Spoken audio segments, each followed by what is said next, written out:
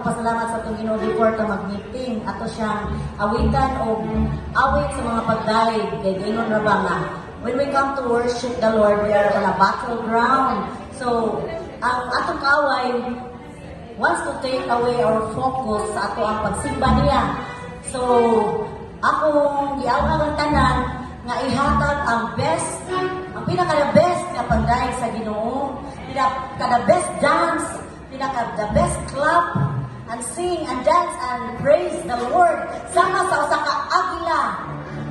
Atong muhayo ka, mulupat ka sama sa usa ka agila, magdaig ka sa Ginoo para atong suklan, atong mga kaaway, atong kantahan sila sa ato ang mga pagdaig. Dahil si Lord, si Yahweh El Shaddai, kailanman ay hindi nangkukulang sa ating buhay.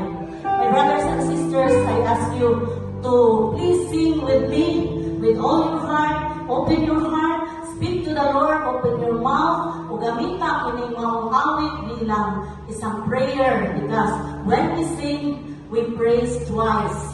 Atong ninihalan kaniya ang atong awit. Di ka na kulang.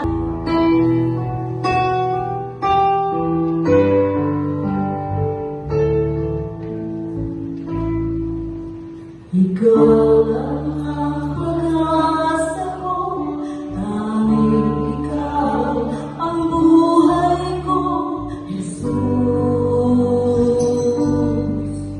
Kahit ako'y nangangamba, basta't ikaw ang kasama, panatag na.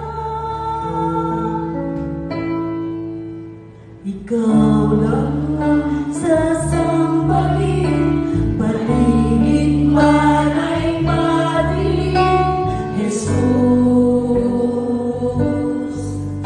Kahit may suliranin man, lagi kang aawitan, ikaw lamang. Kahit kailan, kahit kailan, di ka nagkulang. Biyaya mo sa akin lagi lang. Ang ibig mo sa akin walang hanggan. Inibig mo ako noon pa. Together, please. Ikaw lang ang sasama ko, iihalay buhay ko, Jesus. Kahit ako'y nangangamba, basta't ikaw ang kasama, panatag na. Kahit kailan, di ka nagkulang. Biyaya mo sa akin lagi lang. Ang pag-ibig mo sa akin walang hanggan. Inibig mo ako noon. Habang hindi karapat-dapat pagkukulang. Today is your call because Christ suffered for you, leaving you an example that you should follow in His steps. Yan o. Mark of true believers talaga maraming pasakit.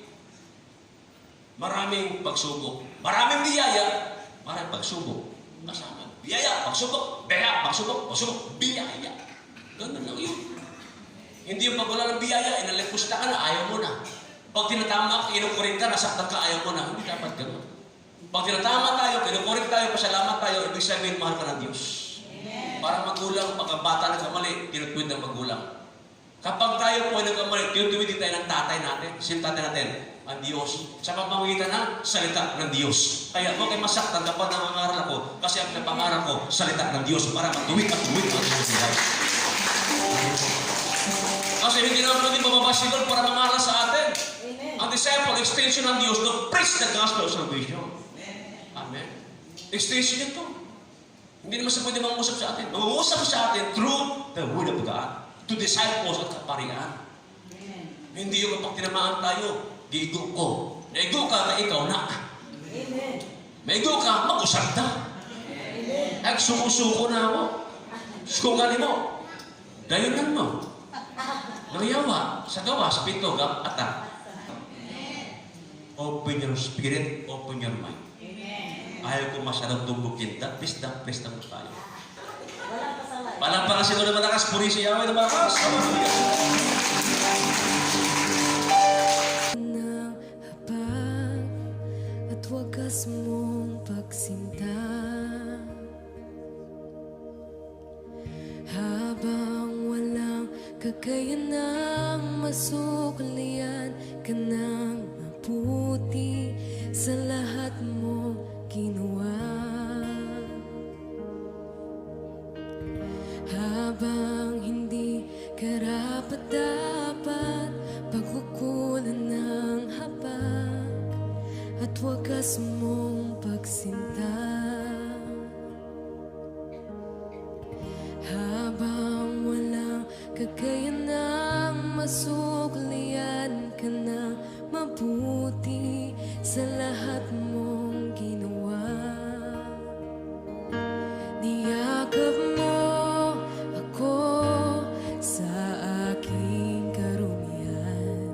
Inibig mo ako nang di kayang tumbasan.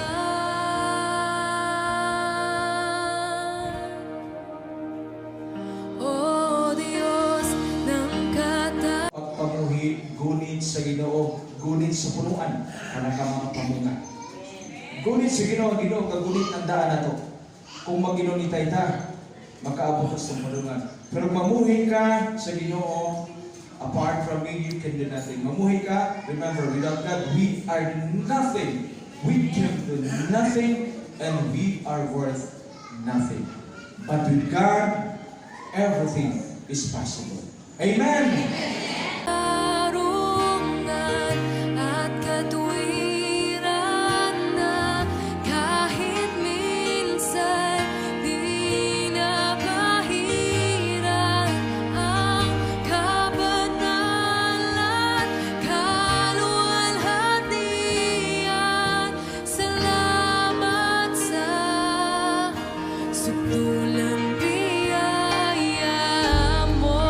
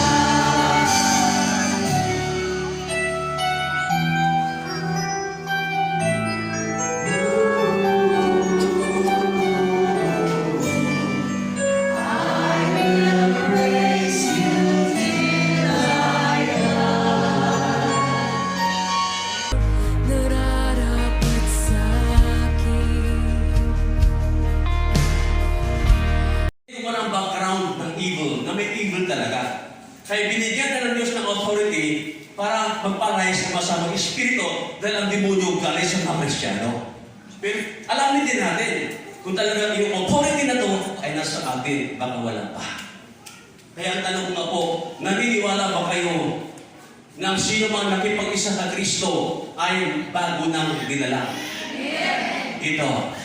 Amen. 2 Corinthians chapter 5 verse 17 na pakaliwanag. If anyone is in Christ, he is a new creation, the old has gone, the new has come. Once nabaptize ng Holy Spirit, tinanggap si Kristo, inulit ko lang ito, we are given a new spirit, we are given a new heart, new mind, new nature, new family. Bakit new family? Pag tinanggap mo siya as your Lord and personal Savior, kaya new family kasi kapamilya na tayo ng Diyos, anak na tayo ng Diyos. Pag anak ng Diyos, sagot tayo ng Diyos araw-araw. Pangangailangan sa buhay natin, pera, kwarta, salapi, lahat sagot na ng Diyos. New family. Kasi belong na tayo kay Shaddai. Pangalawang tanong, naniniwala ba kayo, din po ba kayo, na ang sino man tumanggap kay Kristo ay anak na ng Diyos? Mahina. Ito. Amen. 2 Corinthians 5:17, di ba? If anyone is in Christ, he is a new creation. Thou hast gone, the new has come. Pangalawang tanong, at naniniwala din mo ba kayo na ang sino man tumanggap kay Kristo ay anak na ng Diyos? Dito. Dito. Ang sagot, yes. Bakit? John 1:12. Yet to all who receive Him, to those who believe in His name, He give the right to become children of God. Pag tinanggap mo siya as our Lord and personal Savior, anak na tayo ng Diyos. Sino bang anak ng Diyos? Pangatlong tanong, at naniniwala ba kayo na ang sino man tumanggap kay Kristo, baptized ng Holy Spirit, ay pinagkalooban ng kapangyarihan laban sa masamang espiritu? Amen. Yes. Dito? Yes. Dito? Yes. Luke chapter 10 verse 19, yes. Lahat ng tanong ko may kasagutan ng Biblia. Amen? Yes, why? The Bible declared in Luke chapter 10 verse 19, ang iwalag, I have given you authority to trample snakes and scorpions and to overcome all the power of the enemy, and nothing will harm you. Walang makapipinsala sa iyo. Nothing will harm you. Walang makaunsakan mo. Walang makapukan mo. Bakit? Samantaglay mo ang kapangyarihan mula sa Diyos. Sabi yung power. Power. Sa pa? Power. Di ba pag power, dapat power. Use